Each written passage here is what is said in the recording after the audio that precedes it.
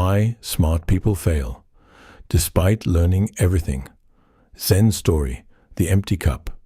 You've read the books, watched the videos, listened to podcasts, saved ideas, taken notes, and yet nothing really changes. You still overthink, still hesitate, still feel stuck. So here's the uncomfortable question. If you already know so much, why isn't your life moving forward? Imagine this. A well-educated man once traveled across mountains and forests just to meet a famous Zen master. He had spent years studying philosophy, psychology, spirituality. He was not an ordinary seeker. In fact, deep inside, he believed he was already prepared. When he finally sat before the master, he immediately began speaking. I've read countless books. I've explored so many ideas. Now, I want to learn Zen from you.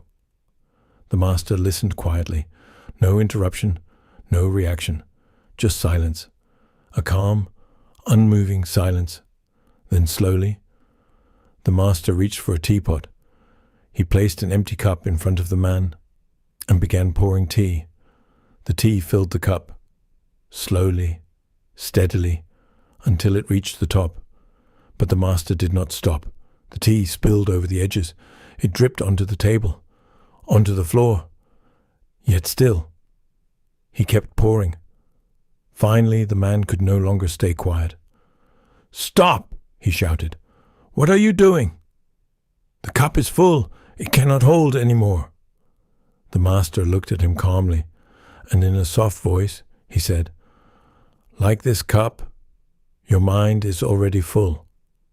How can I show you anything new if there is no space left to receive it?" And this is where intelligent people quietly fail, not because they lack knowledge, but because they are drowning in it. They don't listen to understand. They listen to compare. They don't approach ideas with curiosity. They approach them with conclusions already formed. Every new thought is filtered through invisible walls. I already know this. I've heard this before. This won't work for me. And in that moment, learning stops. Growth stops. Life itself stops moving forward. Now look carefully at your own life. You probably do not need more information. You already know what to do. You know you should wake up earlier. You know you should focus more. You know you should stop overthinking. You know you should take action. The problem is not knowledge. The problem is space.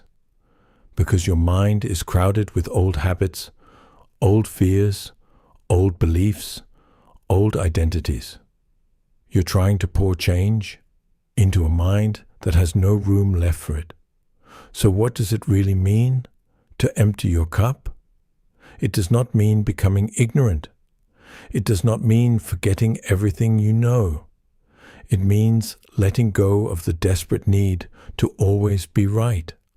Letting go of the sentence, "I already know." Letting go of endless consumption, without reflection, without action, and replacing it with a quieter thought. Maybe I can see this differently, because real learning begins the moment certainty ends.